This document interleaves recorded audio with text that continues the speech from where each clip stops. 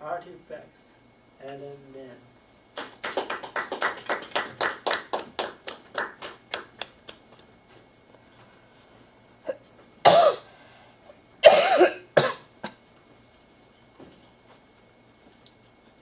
A picture of a distinguished old man.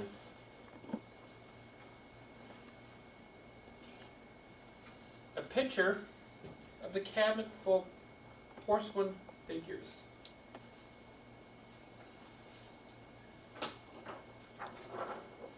A letter from a famous general.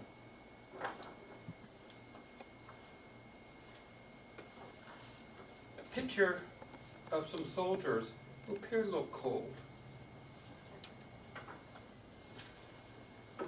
And a newspaper clipping about a wedding. These are family artifacts. These are artifacts from my dad's side of the family. Mr. Toastmaster, fellow Toastmasters. About a month ago, I got a call from my cousin in Arizona. We talked a bit. He sort of brought me up what he was up to. And then he said, Alan, I'm sending you a box with some family pictures. About a week later, the box arrived. It actually arrived the day of the Toastmaster meeting, and when I got home, I opened up this box, and there were a plethora of pictures and other family memorabilia from my dad's side of the family. And I realized these pictures and other items are just not items, they're artifacts that tell the family history of everybody on my dad's side and bring people who are no longer with us alive. The distinguished gentleman. This is my great-grandfather, Lewis Morris. My middle name is Morris, and that's who I get my namesake from. He was a successful businessman in Newberry, South Carolina. If you were to describe Newberry, South Carolina, it was about the size of Mayberry. He had 3 daughters. One daughter married my grandfather. The 2 other daughters, one of them married, the other one didn't. If you describe my great-aunt Minnie and great-aunt Jenny, the ones who stayed in Newberry, you could best describe it as driving Miss Daisy without the chauffeur. If you want to get sort of a picture of the family.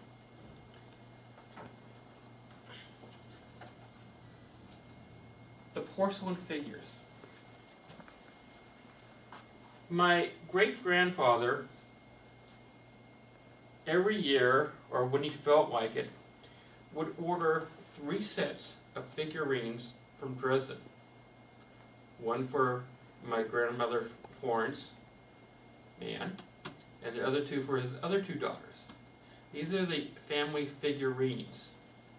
And they come in the 3 sets. These are beautiful and type of stuff, figurines that are no longer made. Now these are pictures from my great aunts.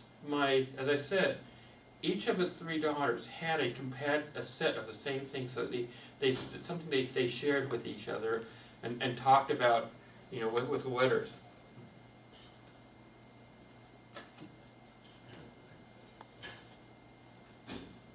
The letter from a famous general. This is a form letter from the General John J. Pershing. Some of you may know General John J. Pershing led the U.S. Expeditionary Force in World War I. My grandfather, Jacob Mann, was one of those many individuals, Americans, who, when called upon, served his country in that war that supposedly was to end all wars. And this is a letter from that famous general thanking him and all the people who served under him for their service.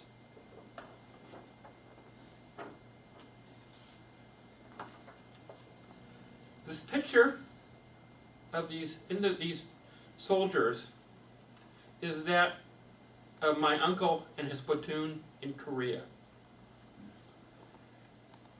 My uncle was a soldier in Korea, and as I understand, because he was so tall, he had to carry the heavy artillery.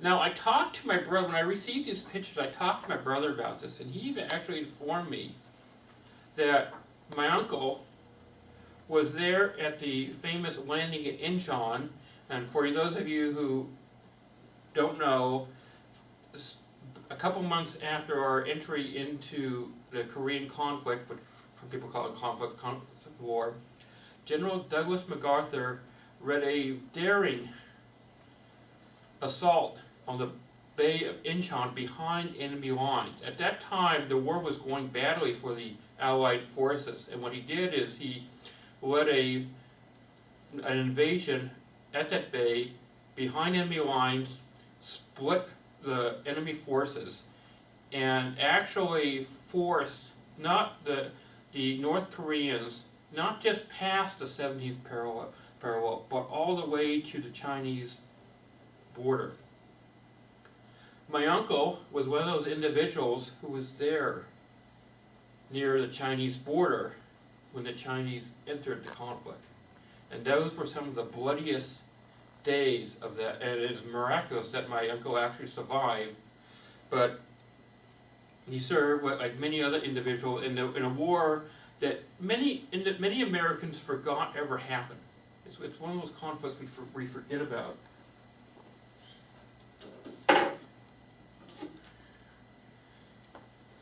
This newspaper clipping is a notice of a wedding, and it comes with a little picture.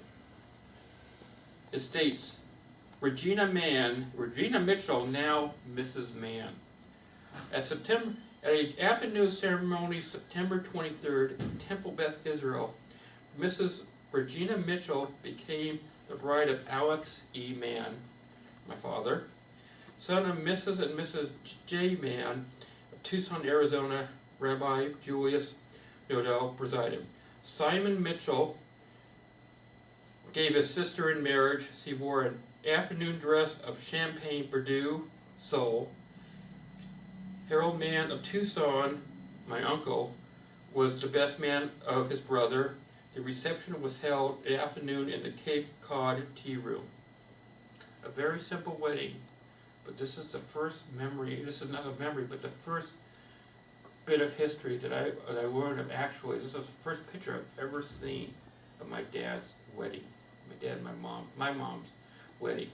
And it's just the story about a very simple wedding. Now, why am I sharing these? I'm not here just to talk about my family. These artifacts bring these people alive. They tell a story. They tell the story of my uncle who served in Korea, my grandfather who served in World War I, my great-grandfather who was a successful businessman, and document a wedding of two young individuals who were my parents. When I received these pictures, my first thought was joy, because there's a lot of pictures of that side of the family I had never seen before. And it's opened a whole new world to me. But then I realized I have a responsibility too. I have a responsibility to share these artifacts with my brother down in San Diego. And I hope he realizes, and I know he does, that he has a responsibility to share these artifacts with his two sons, to pass them on so they know something about his great-great-grandfather, his grandfather, or his great-grandfather, and his grandfather. So they could, and their great uncle, so they could know a little bit about the family history. I've shared a lot about my dad's side of the family. Unfortunately, because of some mishandling of my sister's possessions, I don't have very many artifacts of my mom's side of the family. The only artifact I have here to share is a picture. Now, to you, many of you, it's just another painting, maybe something you'd see in an old thrift shop or antique shop. But it actually hung, my mother was an amateur painter, and it actually hung an exhibit of amateur painters in the Portland Art Museum back in 1967. So it tells a story about my mom's ability for art. But unfortunately, I don't have many of these artifacts. So we all have a responsibility to be sure if we have any family artifacts, to be sure they're preserved. Not just on one side of the family, but try both sides of the family, to be sure they're passed on so other generations, not just you, but other generations can, learn something. There's an old saying that if you don't know where you came from, you don't know where you're going.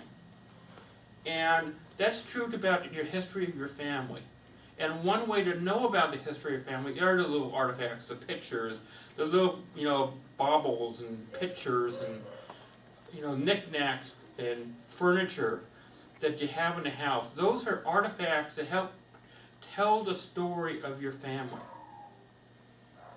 So my question this evening is, what artifacts, two questions actually.